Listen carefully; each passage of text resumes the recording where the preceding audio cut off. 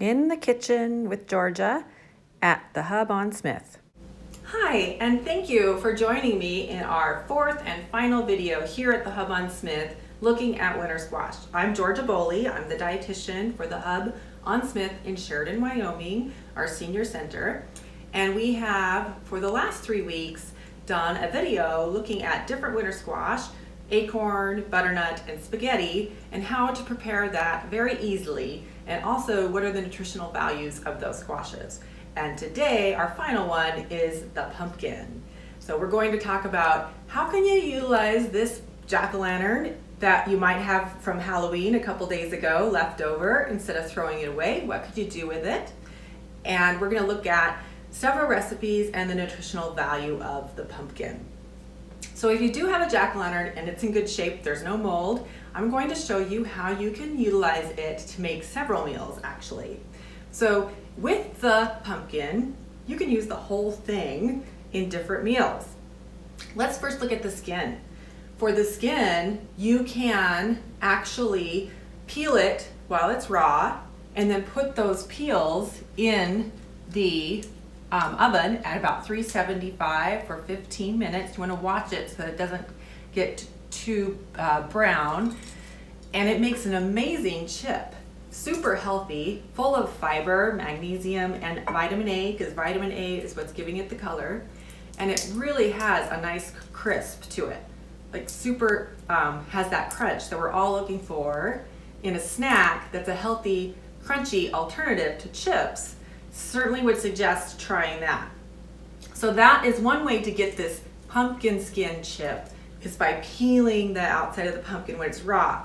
Another way that's a lot easier, might not get as crisp, but certainly worth trying, is you take the pumpkin meat.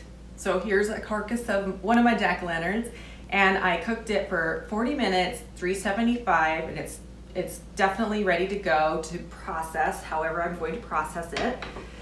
But I can take the skin and I'm gonna peel, like I peeled this piece here, the flesh, and I can take the skin and still utilize that.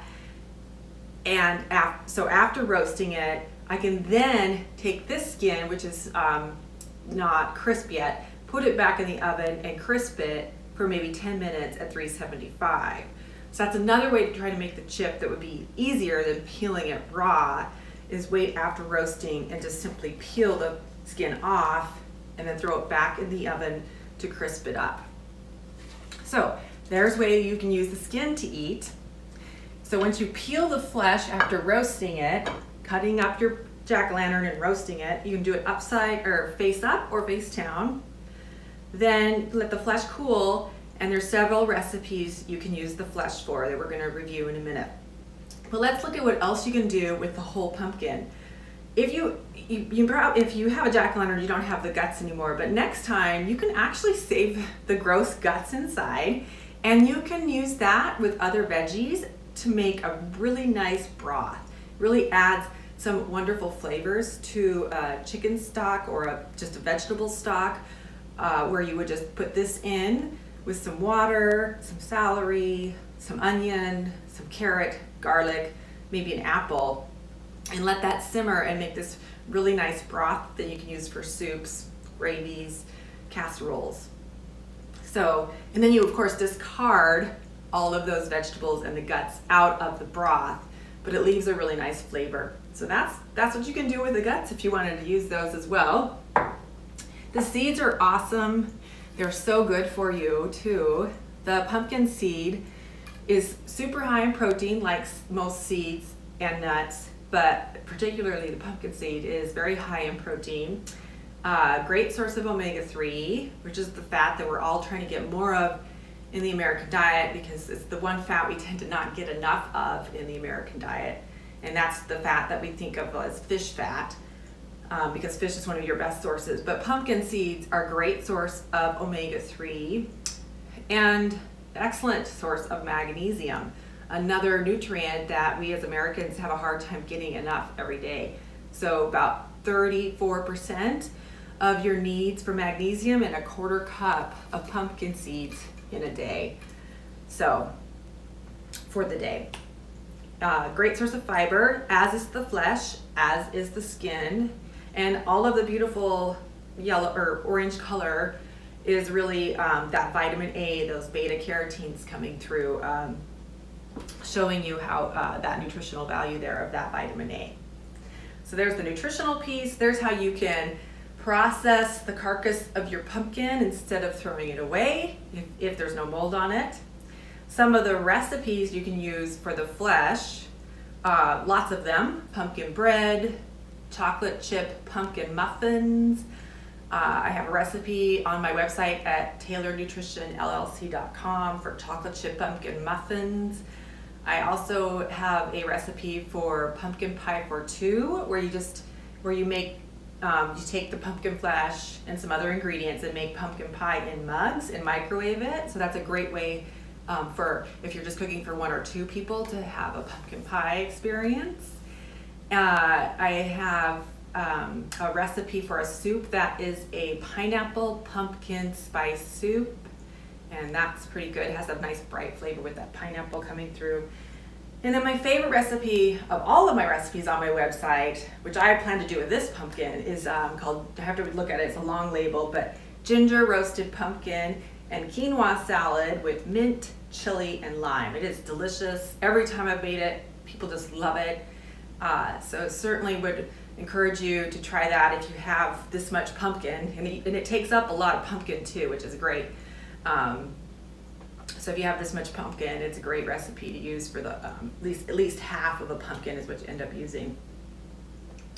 Okay, so there's the pumpkin recipes that are on my website if you want to go check those out. Talked about the nutritional values, and then lastly, what I'd like to do is to highlight a recipe that is pumpkin butter. This is not on my website, but I found it while I was preparing for this class today, and it just sounds amazing, so I'm excited to make that today. Once you make the pumpkin butter, you can keep it in your fridge for up to 2 weeks. You can add it to smoothies, you can use it in place of butter and jam on your toast. You can add it to like anything that you're gonna have for dessert, like you could dip like a shortbread cookie in it, or apples, or celery if you wanted. Or graham crackers. So there's some ideas, or a yogurt bowl. So I'm excited, and maybe you can put a comment on if you make the pumpkin butter, what you used it for. I would love to see what other people are using that pumpkin butter for if you make it. So let's go ahead and make this pumpkin butter, and I will share the recipe as well here. So we're gonna take a blender. So what you'll need is a blender. And the spices you need are cinnamon, ginger, nutmeg, cloves, maple syrup. You need maple syrup as well, and a little bit of salt if you want, and a nut. You can use cashews; they blend really, really well. I'm going to use walnuts. If you use a nut like almonds, it won't make it quite as creamy. If you have to blend it for a lot longer. But walnuts or cashews are a great choice to make a more buttery type of texture. So, and then I'm going to use the pumpkin flesh.